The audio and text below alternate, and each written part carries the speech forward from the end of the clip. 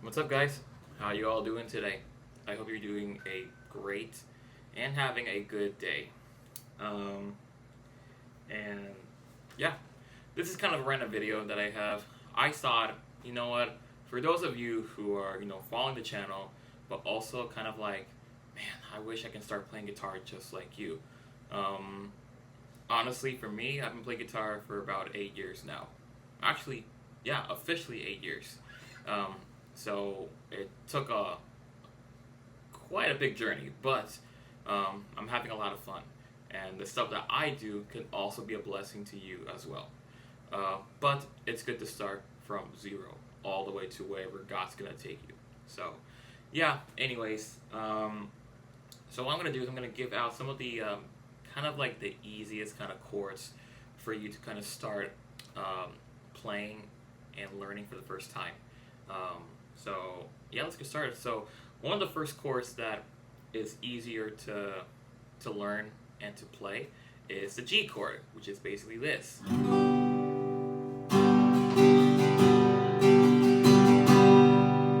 By far, one of the most easiest chords to play.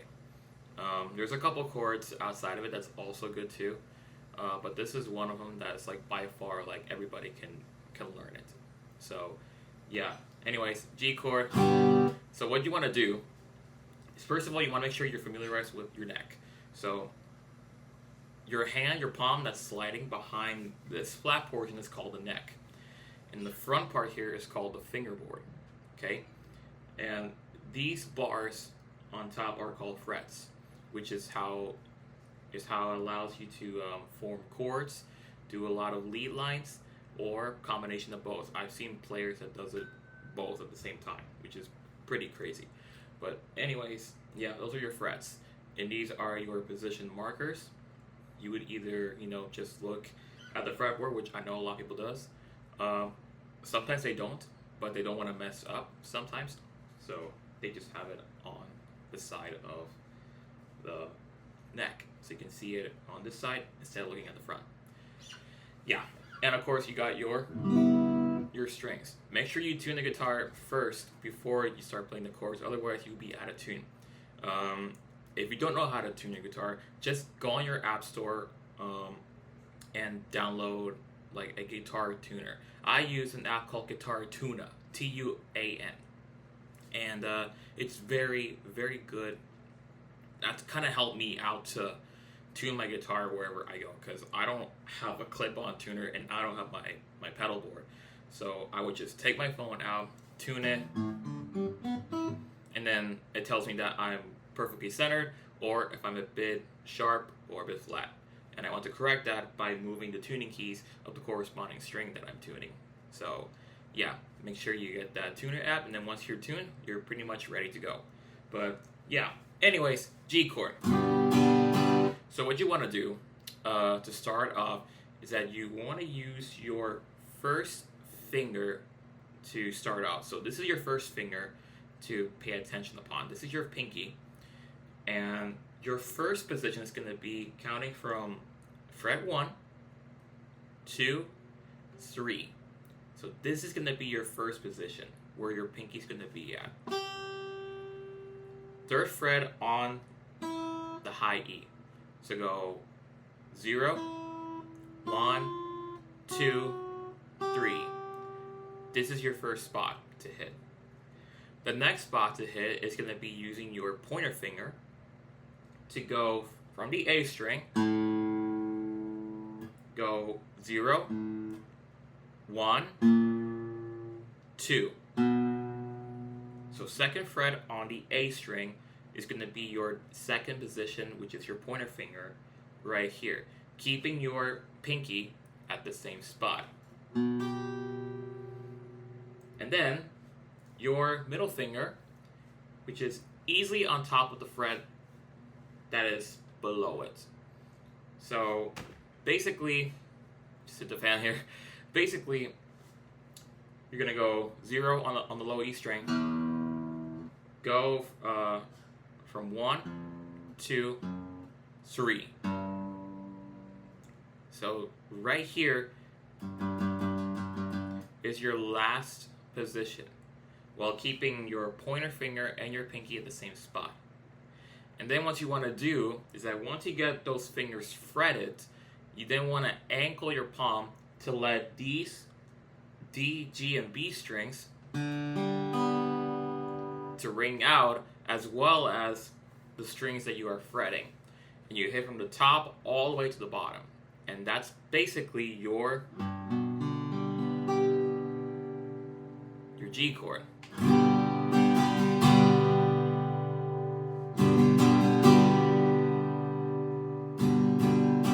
Some people would have their ring finger like floating, which is totally fine. I just keep it like at a distance with my pinky, just because I form different chord shapes in this kind of shape form. But if you can have your ring finger floating, that's totally fine, because you're not using your finger to be used on the G chord. Sorry. Anyways, you just kind of leaving it there. That's it. Just leaving it kind of floating. So you're mostly relying on your pointer, your middle, and your pinky, and having the other strings ring out, and then you have your G chord. Right? The next chord that's also easier to form out is the D chord. Another easy chord to learn and to play as long. So what you want to do is you want to your first position is going to be with your pointer finger on the G string, going frets 1 to 2. So this is your first spot to hit.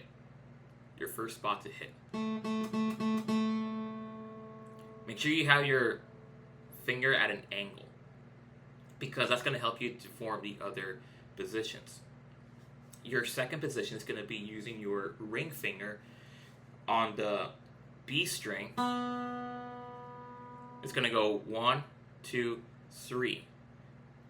So keeping your other finger, your other position it's at, place your second finger into that fret on the B string.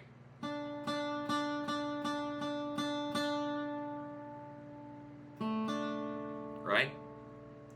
And then your middle finger is going to be pointed at the E string, going frets 1, 2. So second fret on the E string. So you would just slap it below your pointer finger, and then you hit from the D string openly.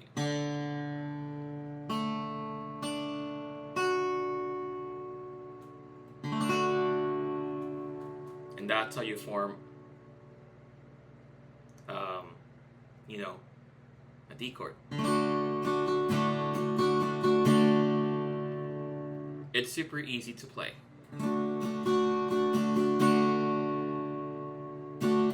Okay, the other chord I'm going to be teaching, I'm going to do one more chord. I'm going to challenge a little bit. Didn't want to have to do this, but honestly, I think it's good for the player to kind of start out with something that's easier and then move up to a different level that can be somewhat easier, somewhat easy-ish, better saying, but still trying to get the hang of the positionings of your fingers, because your point is, the goal is to make sure that your fingers are in straight contact with the frets in general, not just the chord or the note you're playing, but the frets in general, because no matter what chord you're going to do on either the lowest frets or the higher frets, your fingers are going to be in contact with all the frets no matter what you do. So it's important to keep that in mind that your fingers matters to fret on the fretboard in general. So this is just the first two steps of fretting with the G chord and the E chord. But what about a C chord? Okay, this is going to be a little bit tricky, but follow me here. So you want to use these three fingers right here. Your ring, middle, and your pointer finger. Your first finger is going to be your pointer finger to start off. Your first finger is going to be at the first fret of the B string. Right? Make sure that you do the exact same thing like you've done on the G chord, where you have to anchor your palm as well. Because there are a couple of open strings, maybe two, that you want to ring out openly as you're forming the C chord. So make sure you have this note be ringing and have the E note to ring as well. Because some people, they just slap their finger on and they do this until they anchor a little bit more.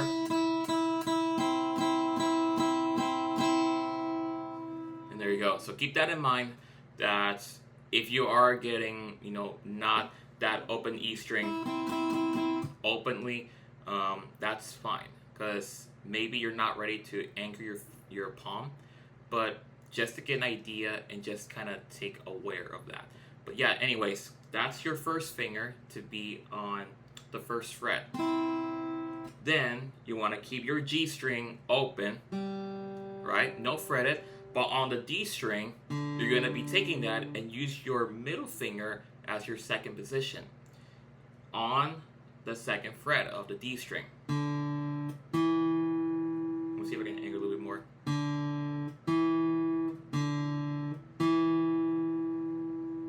That's your second position, while holding your pointer finger at the C.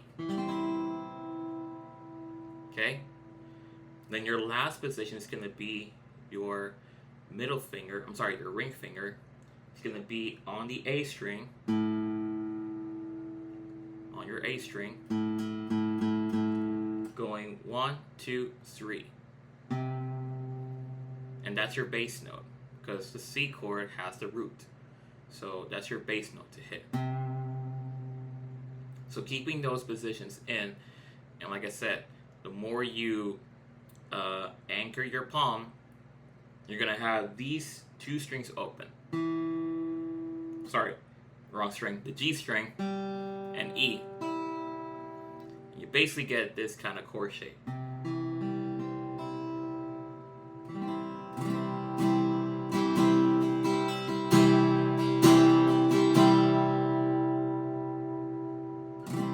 It's going to be challenging at first because you never had your fingers like fully stretched, fully pressing down on the frets corresponded.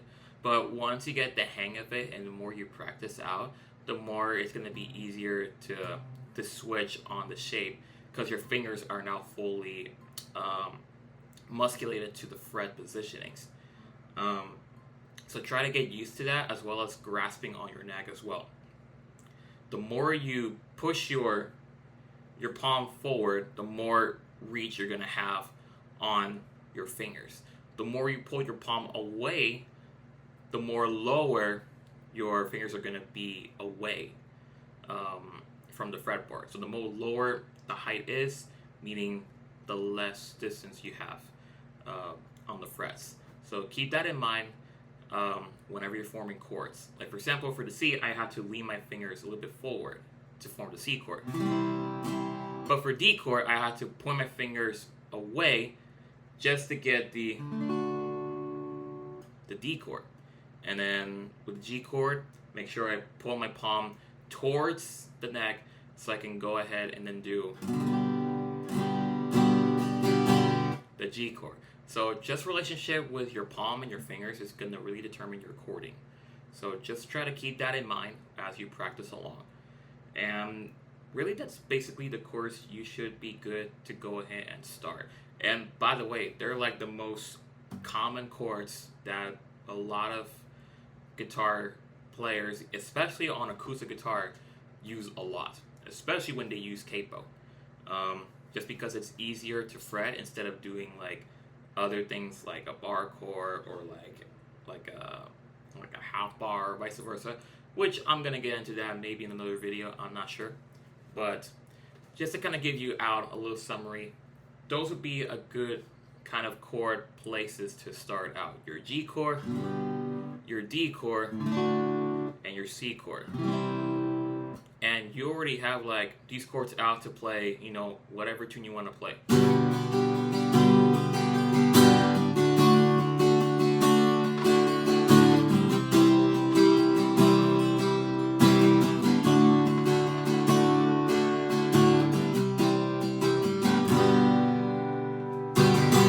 So, yeah, hope it helps you out. If you have any questions at all, let me know in the comments below. But yeah, like I said, this is like a random video. Maybe it's not the video for you all who are, you know, going at a different level at a guitar. Maybe you don't need that. Or if you need this to pass on to someone you know who is learning guitar, or maybe it is you who are starting guitar, then I hope this kind of helps you out. I wouldn't say I'm like a professional when it comes to explaining like theory and stuff like that, because I self-taught myself, but I hope this kind of gives you kind of the basic info to start. It's not the entire thing that most people just play chords without even thinking or just doing lead lines. This is like starting from the surface. You kind of start out from 0 and you work your way up to level 1, level 2, level 3 until you get to 100, and maybe even more than that. Who knows? Each of us have our limits. So yeah, hope it helps you out. But until then, God bless you. Have a great day, and I'll see you in the next video. Peace out.